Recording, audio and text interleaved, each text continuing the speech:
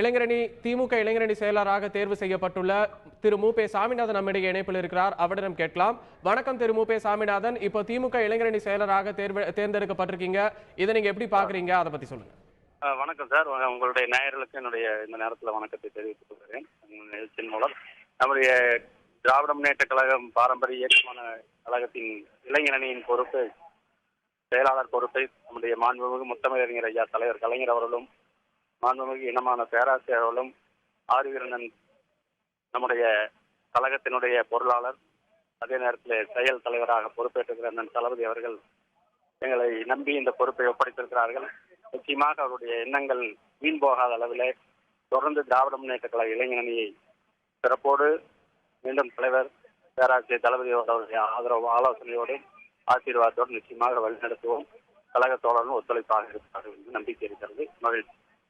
திரு சாமிநாதன், இளைஞரணி செயலாளராக தேர்வு செய்யப்பட்டிருக்கீங்களா? உங்களுடைய முதல் கட்ட செயல்பாடு என்னென்ன மாற்றங்களை கொண்டு வரணும்னு நினைக்கிறீங்க? அதை பத்தி சொல்லுங்க. இன்னைக்கு தான் இப்போதான் அறிவிச்சிருக்காங்க புதிய பொறுப்பு. இனிமேல் திட்டமிட்டு துணை செயலாளராக அறிவித்திருப்பவர்களையும் இணைத்து நம்முடைய அறிவியரண்ணன் தளபதி அவருடைய ஆலோசனை பேரில் நிச்சயமாக ஒரு துணை அமைப்பிலே ஒரு சிறப்பான அமைப்பாக எப்படி அவர்களை வழிநடத்தினாரோ அதே போல அவருடைய ஆலோசனைகள் தொடர்ந்து நாங்கள் அதை சிறப்பாக கொண்டு செல்வோம் என்று நம்பிக்கை இருக்கிறது. அது போக போக உங்களுடைய செயல்பாட்டை நாங்கள் நிச்சயமாக உங்களுக்கு தெரியும். திரு சாமிநாதன், திமுகவில் இளைஞர்களை அதிக அளவில் சேர்ப்பதற்கு என்னென்ன திட்டங்கள் வச்சிருக்கீங்க?